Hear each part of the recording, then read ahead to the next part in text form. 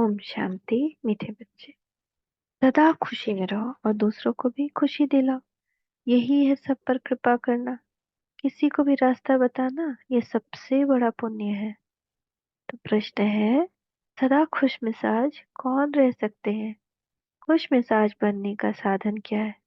सदा खुश मिजाज वही रह सकते हैं जो ज्ञान में बहुत होशियार है, जो ड्रामा की कहानी को जानते हैं और सिमरन करते हैं।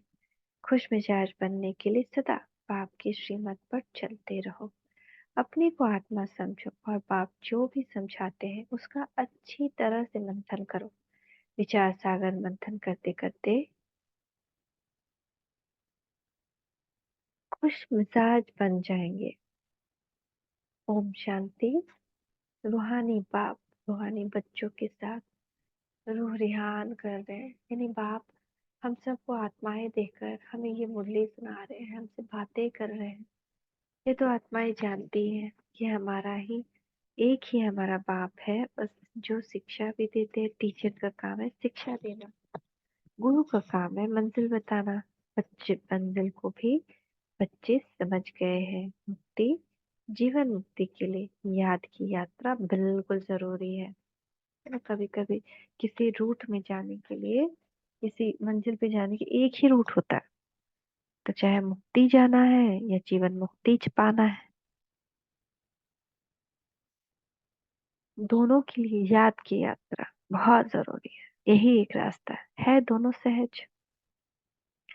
84 जन्मों का चक्र भी फिरता रहता है, यह याद रहना चाहिए। अभी हमारा 84 का चक्र पूरा हुआ, अब वापस जाना है। परंतु पाप आत्माएं मुक्ति जीवन मुक्ति में वापस नहीं जा सकती। ऐसे विचार सागर मंथन करना है। जो करेंगे सो पाएंगे। खुशी में भी वही आएंगे और दूसरों को भी खुशी में वही लाएंगे। औरों पर भी कृपा करनी है, रास्ता बताने की। तुम बच्चे जानते हो यह पुरुषोत्तम संगम युग है। यह भी कोई को याद रहता है, कोई को नहीं, भूल जाता है। यह भी याद रहे तो खुशी का पारा चढ़ा रहे। बाप टीचर गुरु के रूप में याद रहे तो भी खुशी का पारा चढ़ा रहे। परंतु चलते चलते कुछ रोला पड़ जाता है। जैसे पहाड़ों पर नीचे ऊपर चढ़ना होता है, वैसे बच्चों की अवस्था भी ऐसी होती है। कोई बहुत ऊंचे चढ़ते हैं, फिर गिरते हैं तो आगे भी जास्ती गिर पड़ते हैं। ये कमाई चट हो जाती है, फल कितना भी दान पुण्य करते, परंतु फिर पुण्य करते करते अगर पाप करने लग पड़ते हैं तो सब पुण्य खत्म हो जाते हैं। सबसे बड़ा पुण्य है बाप को याद करना। याद से ही पुण्य आत्मा बनेंगे। अगर संग के रंग से भूल ही भूल करते जाएंगे तो आगे आगे से भी जास्ती नीचे गिर जाते हैं। फिर वह खाता जमा नहीं रहेगा। बाबा कहते हैं ना, अगर हमारी स्थिति निराकारी निर्विकारी निरहंकारी करके कर्म करने की नहीं है तो वो जमा नहीं होता। हम सोच लेते हैं मैंने किया, मैंपन आ गया, तो वो जमा नहीं होता, घाटा हो जाता है। पाप करने से और संग के रंग से भी, है ना, किसी के संग में आकर कोई हम पर क्रोध कर रहा है या कोई वैर भाव दिखा रहा हो, हम भी वही करने लगे तो संग के रंग में आ गए ना। तो संग का रंग भी लगने से भूल पे भूल करते जाएंगे और फिर और नीचे गिर जाएंगे। फिर हाँ, वो तो दूसरी आत्मा तो उड़ सकती है, लेकिन हम नहीं उड़ सकते, क्योंकि हम जब सब कुछ जानते हुए बूझते हुए कर रहे हैं। तो पाप का काम करने से ना हो जाता है। क्या ना हो जाता है? हमारा श्रेष्ठ पद और भगवान का प्यार सब कुछ ना हो जाता है। बहुत पाप का खाता चढ़ जाता है, मुरादी संभाली जाती है ना। पाप ही कहते हैं तुम्हारा खाता पुण्य का था। पाप करने से वह 100 गुना हो जाता है और ही घाटे में आ जाएंगे। पाप भी कोई बहुत बड़ा कोई हल्का होता है। काम है बहुत कड़ा। सबसे कड़ा क्या है? काम विकार। क्रोध सेकंड नंबर, लोभ उनसे कम। लेकिन लोभ भी आ गया ना तो क्रोध क्रोध भी जीत पाने से बाबा कहते हैं सब पे जीत पालोगे। सब, क्योंकि बाबा कहते हैं कि ब्राह्मण आत्माएं काम पे तो जीत पा ही ली है, उनके अंदर काम विकार अब इतना नहीं होता। सूक्ष्म में कुछ कुछ कामनाएं होती हैं, लेकिन क्रोध पे जीत पा लिया तो बाकी सब अपने आप खत्म हो जाए। सबसे जास्ती काम वश होने से जो जमा हुआ है वह ना हो जाता है। फायदे के बदले नुकसान हो जाता है। सदगुरु गुरु का निंदक ठौर न पाए। किसी भी परिस्थिति के वश होकर के या विकार में आकर के काम वासना को फिर से अपनाया को दुनिया में तीनों लोक में कहीं ठिकाना नहीं मिल सकता। बाप का बन फिर छोड़ देते हैं। क्या कारण हुआ? अक्सर करके काम की चोट लग जाती। यह है कड़ा दुश्मन। उसका ही भूत बनाकर जलाते हैं। रावण क्या है? नहीं है ना। तो क्रोध लोभ का भूत नहीं बनाए, काम पर ही पूरी जीत पानी है, तब जगत जीत बनेंगे। बुलाते भी हैं कि हम जो रावण राज में पतित बने हैं हमको आकर पावन बनाओ। गाते तो सब है पतित पावन। हे पतितों को पावन बनाने वाले सीताओं के राम आओ। परंतु अर्थ नहीं समझते। यह भी जानते कि बाप जरूर नई दुनिया स्थापन करने आएंगे, परंतु बहुत टाइम देने से घोर अंधियारा हो गया है। ज्ञान और अज्ञान है ना। अज्ञान है भक्ति जिसकी पूजा करते उनको जानते ही नहीं, तो उनके पास पहुंचेंगे कैसे? इसलिए दान पुण्य आदि निष्फल हो जाता है। करके कुछ अल्पकाल के लिए काग विष्टा के समान सुख मिलता है, बाकी तो दुख ही दुख है। अब बाप कहते हैं माँ में कम याद करो तो तुम्हारे सब दुख दूर हो जाएंगे। अब देखना है हम याद कितना कितना याद करते हैं। जो पुराना खाता खत्म हो नया जमा हो, कोई तो कुछ भी जमा नहीं करते। सारा मदार है याद पर। याद बिगड़ पाप कैसे मिटे अथवा कटे? पाप तो बहुत है जन्म जन्मांतर के। इस जीव जन्म की जीवन कहानी सुनाने से कोई जन्म जन्मांतर के पाप कट नहीं जाएंगे। सिर्फ इस जन्म की हल्काई हो जाती है। बाकी तो मेहनत बहुत करनी है। इतने जन्मों का जो हिसाब किताब है वो योग से ही चुकता होने वाला है। विचार करना चाहिए कि हमारा योग कितना है। हमारा जन्म सत्य के आदि में हो सकेगा? जो बहुत पुरुषार्थ करेंगे वही सत्य के आदि में जन्म लेंगे। वो छिपे नहीं रह सकते। अब सब तो सत्युग में नहीं आएंगे, पिछाड़ी में जाकर थोड़ा पद पाते हैं। अगर पहले आते भी हैं तो नौकरी करते हैं। ये तो कॉमन बात है समझने की। इसीलिए बाप को बहुत याद करना है।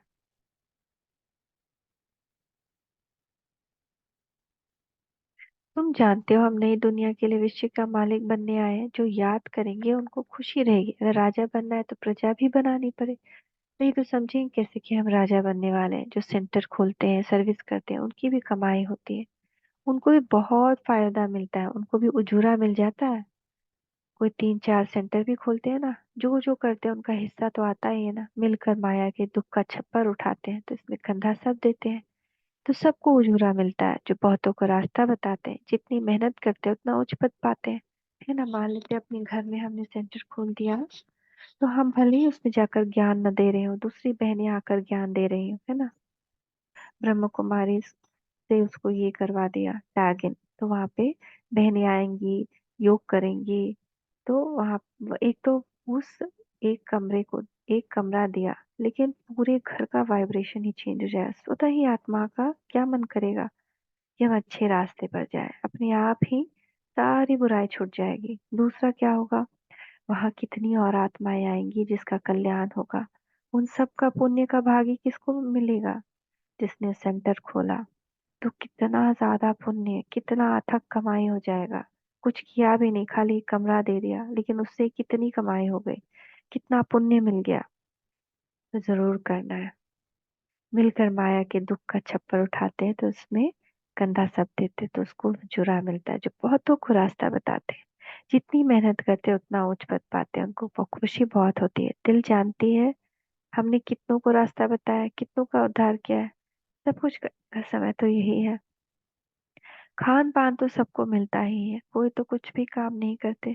जैसे मम्मा ने कितनी सर्विस की, सर्विस से उनका बहुत कल्याण हो गया। मम्मा मम्मा जगदम्बा सरस्वती। लेकिन कई कई गांव में पैदल पैदल चलना पड़ता था, या धूल धक्कड़ में बस में ट्रैवल करना पड़ता था। ये जगदम्बा सरस्वती, देवी माँ, दुर्गा माँ, वैष्णो देवी, वो ऐसे सर्विस की, तभी तो उसको जुरा मिला, लक्ष्मी बन गई, महालक्ष्मी। तो इसमें भी सर्विस बहुत चाहिए। योग की भी सर्विस है ना। कितना डीप डायरेक्शन मिलते रहते हैं। अभी तो आगे चलकर क्या क्या पॉइंट्स निकलेगी। दिन प्रतिदिन उन्नति होती जाए, नई नई पॉइंट्स निकलेगी। जो सर्विस में तत्पर रहते हैं वो झट पकड़ लेते हैं। जो सर्विस नहीं करते उनकी बुद्धि में कुछ बैठेगा नहीं। बिंदी रूप कैसे समझे, या कोई से पूछो आत्मा कै कितनी बड़ी है, आत्मा का देश काल बताओ तो कभी नहीं बता सकेंगे। मनुष्य परमात्मा का नाम रूप देश काल पूछते हैं, तुम आत्मा का पूछो तो मूंझ जाएंगे। किसको भी मालूम नहीं है कि आत्मा इतनी छोटी बिंदी है, इतना सारा पार्ट उसमें भरा हुआ है। यह भी बहुत है जो आत्मा परमात्मा को जानते ही नहीं, सिर्फ विकारों का संन्यास किया है, वही वह भी कमाल है ना। कितने सन्यासी हैं, तो इवन बाबा रामदेव ना, कितना बड़ा काम किया, योग सिखाया, योगा करवाया और विकारों का संन्यास किया ना, पवित्रता में रहे ना। तभी तो उस जैसा सन्यासी भी पवित्रता के बल पर कहता है कि खाली योग करो, यानी उस उनके नजर में तो वो शरीर वाला योगा है ना, कपाल भाती प्राणायाम, तो सारी आदतें छूट जाएंगी, सारी बुरी आदतें छूट जाएंगी। तो सन्यासियों का धर्म अलग है, यह ज्ञान तुम्हारे लिए है। बाप समझाते हैं तुम पवित्र थे, हम पहले पवित्र थे, फिर हम आधा कल्प अपवित्र बने, फिर पवित्र बनना ही है। तुम ही 84 का चक्र लगाते हो दुनिया में जरा भी इन बातों को कोई नहीं जानते। अब हमको तो ज्ञान मिल रहा, हम जान रहे हैं, लेकिन बेचारे जिनको ज्ञान ही नहीं, जिनको अंदाजा ही नहीं, कोई अंदाजा लगा सकता है क्या कि भगवान आए हैं? कोई सोच भी नहीं सकता, क्योंकि दुनिया में इतने साधु सन्यासी और इतनी सारी सब अपने आप को भगवान ही बोलने लगता है ना। जैसे एक साईं करके कोई है ना, मुंह से कॉइन निकालता है, तो बाबा कहते हैं कि अल्पकाल की पवित्रता से भी देखो इनको कितनी रिद्धि सिद्धि प्राप्त हो गई है ना। मुंह से कॉइन निकालते हैं, या कितने लोग फायर पे चलते हैं, है ना। कोई कोई दूसरे का आदि मध्य अंत बता देते हैं। किसी किसी को सिद्धि है ना कि उसका पिछला बता देंगे देख करके उसको, और सब समझते हैं कि वो भगवान है। तो अभी जैसे वो दरबार लगता है ना किसी का, तो ऐसी सिद्धि प्राप्त करना तंत्र मंत्र यंत्र से, वो हमसे ही तो प्राप्त करते हैं ना। लेकिन बाप कहते हैं, तुम प्राप्त करते हो विधि के द्वारा सिद्धि। तो दुनिया वाले क्यों नहीं इन बातों को जानते हैं? अब उनको क्या लगता है, इतने सारे कंफ्यूजन हो गए हैं, भगवान कौन है भैया? सब कोई तो अपने आप को भगवान ही कहता है, फिर से कोई तीसरा आ गया कहने के लिए कि भगवान यहाँ आए हैं, तो कैसे विश्वास करेगा? इसमें उनकी गलती नहीं है ना। माया ने जाल ही ऐसा बिछा रखा है कि किसी को विश्वास ही नहीं होगा कि भगवान आ चुके हैं। ज्ञान अलग भक्ति अलग, ज्ञान चढ़ाता है, भक्ति गिराती है, तो रात दिन का फर्क है। मनुष्य भल कितना भी अपने को वेदों शास्त्रों की अथॉरिटी समझते, परंतु जानते कुछ नहीं। तुमको भी अभी मालूम पड़ा है, तुम्हारे में भी नंबरवार है, भूलने के कारण ही खुशी गुम होती है, नहीं तो अथाह खुशी होनी चाहिए। बाबा से तुमको यह वर्षा मिल रहा है, बाबा साक्षात्कार करा देते हैं, परंतु साक्षात्कार किया श्रीमत पर नहीं चले तो फायदा ही क्या? बाप को दुख में सिमरन करते हैं, बाप को कहते हैं लिबरेटर, हे राम हे प्रभु कहते हैं, परंतु वह कौन है जानते नहीं। अभी आ, अगर भगवान होते श्री राम, और मूर्ति में भगवान होता, तो वहां पे इतना ज्यादा विरोध तो नहीं होता ना, अयोध्या में जो स्टार्ट हो गया अब लफड़ा झगड़ा, वो भी नहीं होता। तो है ही नहीं भगवान, अभी तो कन कन में माया है वहां पे। तुम्हें भी अभी मालूम पड़ा है ना, हमको भी कहाँ मालूम था, हमने भी भक्ति में कितने धक्के खाए हैं, कहाँ कहाँ कहाँ भक्ति मार्ग में गए। तुम्हारे में भी नंबरवार है, भूलने के कारण ही खुशी गुम होती है, नहीं तो अथाह खुशी होनी चाहिए। कि हम किससे बात कर रहे हैं? बाप से तुमको यह वर्षा मिल रहा है, बाप साक्षात्कार करा देते हैं, परंतु साक्षात्कार किया श्रीमत पर नहीं चले तो फायदा ही क्या? बाप को दुख में सिमरन करते हैं, बाप को कहते हैं हे लिबरेटर, हे राम हे प्रभु, परंतु वह जो कौन है जानते नहीं। भक्ति में कोई ऐसे नहीं कहते कि अपने को आत्मा समझ बाप को याद करो, बिल्कुल नहीं। अगर कहते होते तो परंपरा चली आती, भक्ति तो चली आती है ना। भक्ति अतः है, ज्ञान है एक। मनुष्य समझते हैं भक्ति से भगवान मिलेगा, परंतु कब कैसे ये नहीं जानते। तो ये ज्ञान भक्ति का ही तो फल है। भक्ति कब शुरू होती है, कौन जास्ती भक्ति करते हैं, यह कोई नहीं जानते। सबसे जास्ती भक्ति ब्रह्मा ही करते हैं, और उसके बाद नंबरवार सबसे पहला मंदिर तो वही बनाते हैं। क्या इतना 40,000 वर्ष और भक्ति करते रहेंगे? एक तरफ मनुष्य भक्ति कर रहे, दूसरी तरफ तुम ज्ञान पा रहे, मनुष्य को से कितना माथा मारना पड़ता है। इतनी प्रदर्शनी करते हो फिर भी निकलते कोटों में कोई है, कितने को आप समान बनाकर ले आते हैं। सच्चे सच्चे ब्राह्मण कितने हिसाब अभी निकल नहीं सकता। बहुत छोटे बच्चे भी हैं।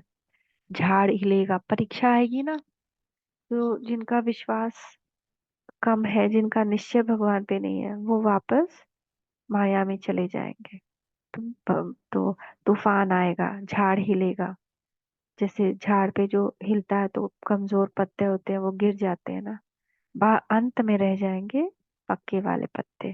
तो अपने आप को बहुत पक्का मिलाकर रहना, ऐसे नहीं कि तूफान आया, झाड़ हिला और हम फिर वापस उसी दुनिया में चले गए। उससे कुछ फायदा नहीं होगा। सोचेंगे सब ठीक हो जाएगा, वो होने वाला नहीं है। रीजन ज्ञान ही नहीं है, रीजन तो हमारा अपना कार्मिक अकाउंट है। बहुत छोटे बच्चे भी है, ब्राह्मण लोग कथा सुनाते हैं ना, बाबा गीता की कथा सुनाते हैं, तुम भी सुनाते हो, तथा बाबा तथा बच्चे, यथा बाबा तथा बच्चे। बच्चों का भी काम है सच्ची सच्ची गीता सुनाना। शास्त्र तो सबके हैं, वास्तव में जो भी शास्त्र आदि है वह सब भक्ति मार्ग के। ज्ञान का पुस्तक एक ही गीता है, गीता है माए बाप। बाप ही आकर सबकी सदगति करते हैं, मनुष्य फिर ऐसे बाप की एक ग्लानि करते हैं। शिव बाबा की जयंती है हीरे तुल्य, पूछते उस भगवान ही सदगति दाता है। बाकी और किसी की महिमा कैसे हो सकती है। देवताओं की महिमा करते हैं, परंतु देवता बनाने वाला एक बाप ही है। हमारा कंस्ट्रक्शन भी होता है तो डिस्ट्रक्शन भी होता है। बहुत है जो कुछ समझा नहीं सकते तो स्थूल काम करो। मिलिट्री में सब काम करने वाले होते, कहा भी जाता है पढ़े के आगे अनपढ़े को भरी ढोनी पड़े। मम्मा बाबा जो करते हैं उनसे सीखो। तुम भी समझ सकते हो अनन्य बच्चे कौन है। बाबा से पूछेंगे तो बाबा झट नाम बताएंगे कि फलाने को फॉलो करो। जो सर्विसेबल नहीं है वो औरों को क्या सिखलाएंगे, वह तो और ही टाइम वेस्ट कर देंगे। बाबा समझाते हैं अपनी उन्नति करना चाहते हो तो यहाँ कर सकते हो। चित्र रखे हैं हमने 84 जन्म कैसे लिया, ये अब समझा है तो दूसरों को समझाओ। कितना सहज है ये बनना है। कल इनकी भक्ति करते थे आज नहीं, नॉलेज मिल गई। ऐसे बहुत आकर नॉलेज लेंगे, जितना तुम सेंटरों का जास्ती घेराव डालेंगे तो बहुत आकर समझेंगे। सुनने से उनको खुशी का पारा चढ़ जाएगा। नर से नारायण बनना है। सच्ची सत्यनारायण की कथा भी है। भक्ति से तो गिरते ही जाते हैं, उनको पता ही नहीं पड़ता ज्ञान क्या चीज है। तुमको बेहद का बाप यथार्थ समझाते हैं। बाप कहते हैं कल तुमको राजाएं दी, फिर तुम्हारी राजाई कहाँ गई ये तो खुद जानते हैं। ये तो खेल है।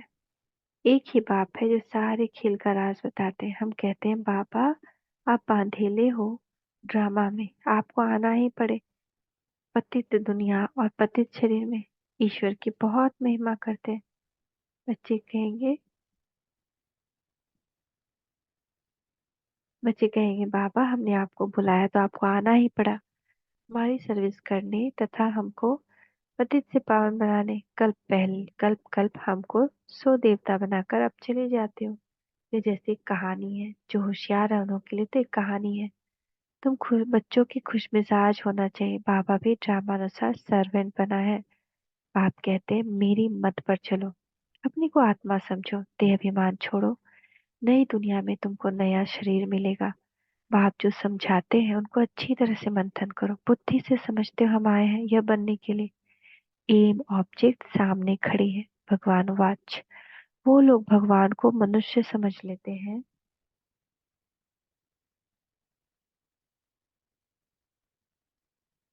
या निराकार कहते हैं। तुम आत्माएं भी सब निराकार ही हो, शरीर लेकर पाठ बजाती हो। बाबा भी पाठ बजाते हैं। जो अच्छी सर्विस करेंगे उनको ही निश्चय होगा यह माला का दाना अवश्य बनेंगे। नर से नारायण बनना है। भगवान पढ़ाते हैं तो अच्छी तरह पढ़ना चाहिए, परंतु माया का अपोजिशन बहुत होता है। माया तूफान में लाती है। अच्छा, मीठे मीठे सिके लते बच्चों प्रति माता पिता बाप दादा का यादगार गुड मॉर्निंग। रूहानी बाप की रूहानी बच्चों को नमस्ते। हम रूहानी बच्चों की रूहानी माता पिता बाप दादा को याद प्यार गुड मॉर्निंग। नमस्ते बाबा, नमस्ते, शुक्रिया बाबा, शुक्रिया। धारणा के लिए मुख्य सार। विचार सागर मंथन कर अपार खुशी का अनुभव करना है। औरों को भी रास्ता बताने की कृपा करनी है। संग के रंग में आकर कोई भी पाप कर्म नहीं करना है। दूसरा, माया के दुखों का छप्पर उठाने के लिए मिल कर के कंधा देना है। सेंटर्स खोल अनेकों के कल्याण के निमित्त बनना है। वरदान, अपनी भूल की वैल्यू समझ उसकी इकोनॉमी करने वाले महान आत्मा भव। हमारे बोल क्या है? सत्य वचन महाराज। जो हम बोलेंगे वो सत्य होगा। इसलिए हमारे बोल, हमारे संकल्प ऐसे हों जो हम चाहते हैं कि वो हो। अगर हम दूसरा का बोल बोलते हैं जो निगेटिव है या व्यर्थ है, तो वो भी होगा ही, लेकिन उसका फिर हमको क्या मिल जाएगा? दूसरों को जैसे वो श्राप लग गया और हमको उसका पाप मिल गया। तो जैसे महान आत्माओं को कहते हैं ना सत्य वचन महाराज, तो आपके बोल सदा सत्य वचन, अर्थात कोई न कोई प्राप्ति कराने वाले वचन हो, वरदानी बोलो, है ना, वरदानी संकल्प भी चले। अरे नहीं, ये आत्मा तो बहुत श्रेष्ठ है, ये तो वही श्रेष्ठ आत्मा है और जो बहुत पहले, कल पहले एकदम पवित्र हुई थी, अभी माया के अभिषेक है, फिर ठीक हो जाएगी। तो ऐसे बोल बोलने हैं। तो और ऐसे संकल्प रचने हैं। ब्राह्मणों के मुख से कभी किसी को श्रापित करने वाले बोल नहीं निकलने चाहिए, क्योंकि वो सच होता है। ये भगवान का वरदान है कि कल भी बाबा मिलन में बाबा ने कहा था ना, आप श्रेष्ठ आत्माओं के हर संकल्प सिद्ध होते हैं। ये तो समय का आपको वरदान है। इसीलिए युक्ति युक्त बोलो और काम का बोलो। बोल की वैल्यू को समझो। शुभ शब्द, सुख देने वाले शब्द बोलो। हंसी मजाक के बोल नहीं बोलो। बोल की इकोनॉमी करो तो महान आत्मा बन जाएंगे। शुभ शब्द, सुख देने वाले शब्द बोलो। स्लोगन, यदि श्रीमत का हाथ सदा साथ है तो सारा ही युग हाथ में हाथ देकर चलते रहेंगे। भगवान साथ है तो और क्या। और हम, भगवान साथ कब है? जब हम श्रीमत पर हैं। अव्यक्ति साइलेंस द्वारा डबल लाइट फरिश्ता स्थिति का अनुभव करो। जैसे लाइट के कनेक्शन से बड़ी बड़ी मशीनरी चलती है, आप सभी हर कर्म कनेक्शन के आधार से स्वयं भी डबल लाइट बन चलते रहो। जहाँ डबल लाइट की स्थिति है वहाँ मेहनत और मुश्किल शब्द समाप्त हो जाता है। अपनेपन को समाप्त कर ट्रस्टी का भाव और ईश्वरीय सेवा की भावना हो तो डबल लाइट बन जाएंगे। अपनेपन को समाप्त कर ट्रस्टीपन का भाव और ईश्वरीय सेवा की भावना हो तो डबल लाइट बन जाएंगे। ओम शांति, ओम शांति, ओम शांति।